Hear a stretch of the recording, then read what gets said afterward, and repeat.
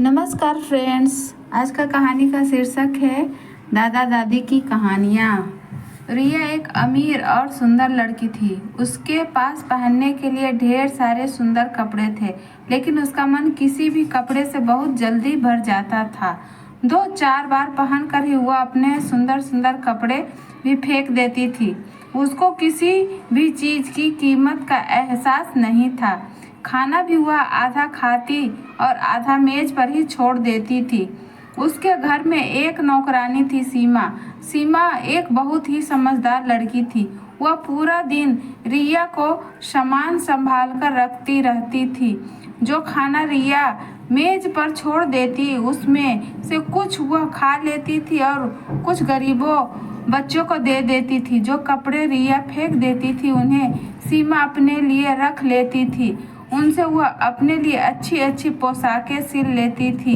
एक दिन रिया से मिलने के लिए एक युवक आया। उसने रिया को उसकी एक मित्र के यहाँ देखा था। रिया उसे अच्छी लगी, इसलिए वह रिया से के माता पिता से मिलकर बात करने आया था। वह रिया से विवाह करना चाहता था। उस युवक ने अपना नाम समीर बताया। समीर एक सभ्य और अच्छा लड़का था।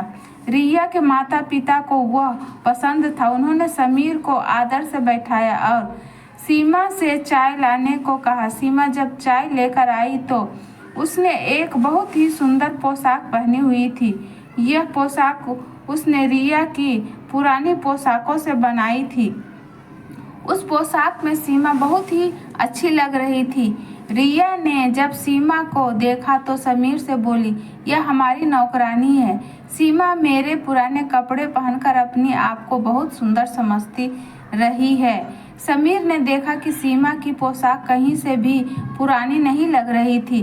समीर ने रिया से पूछा, तुम ऐसा क्यों कह रही हो? यह पोशाक तो एकदम नई है। तब रिया ने उसे बताया कि मेरा मन जब किसी कपड़ों से भर जाता है तो वह उसे फेंक देती है। सीमा बस वही पुराने कपड़े पहनती है।